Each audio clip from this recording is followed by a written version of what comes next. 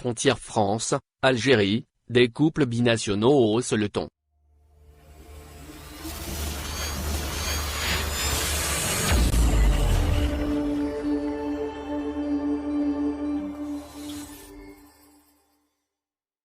France, séparée depuis un an par la pandémie et la fermeture des frontières entre l'Hexagone et plusieurs pays hors Union européenne dont l'Algérie, de nombreux couples binationaux se sont rassemblés au sein d'un même collectif, ce 19 mars 2021, pour saisir le Conseil d'État. Depuis le 31 janvier dernier, la France a fermé ses frontières aux pays extérieurs à l'Union européenne dont l'Algérie sauf motif impérieux, confrontant ainsi plusieurs couples binationaux à une séparation géographique pour le moins pesante.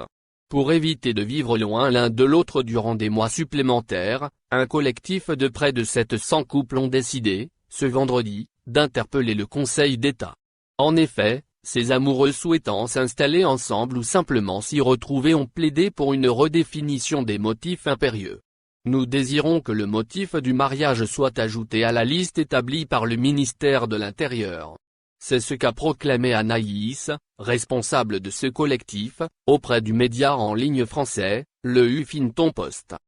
En fait, depuis plus d'un an, Anaïs est dans un grand désarroi. Elle se bat pour que son mariage puisse enfin avoir lieu. Ne pouvant pas avoir de visa pour la France, la jeune amoureuse a fait les déplacements en Algérie pour retrouver son fiancé, prénommé Mohamed.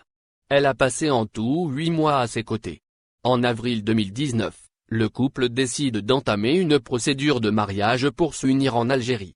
Des démarches qui leur ont tout de même coûté 1 année et 10 allers-retours entre les deux pays. Après une longue attente qui semblait sans fin, Anaïs et Mohamed ont reçu le CCAM. Il s'agit plus précisément du certificat de capacité à mariage obligatoire pour une union à l'étranger. Pandémie oblige, la cérémonie de mariage ne s'est toujours pas déroulée. La jeune Française ne peut pas se rendre en Algérie, car les frontières demeurent encore verrouillées. Le problème qui préoccupe le plus les jeunes amoureux, c'est la validité des documents. Le CCAM et les bancs ont une validité d'1 an. Au-delà de cette date, toute leur procédure est à refaire. Ce sont des enquêtes très longues, on passe des auditions, on nous pose des questions très intrusives. Ce sont vraiment des périodes très difficiles, affirme Anaïs. Et à la porte-parole du collectif d'ajouter, la pandémie a complètement freiné notre mariage, révèle-t-elle avec désappointement. Cependant, leur amour paraît bien plus fort que tout obstacle et déconvenu. Le couple franco-algérien tient à s'unir coûte que coûte. Pour enfin trouver une solution à cette situation ambiguë, Anaïs et son groupe ont décidé de saisir le Conseil d'État. Ils travaillent ensemble depuis 8 mois pour constituer un dossier solide et convaincant. Le collectif représente plusieurs personnes.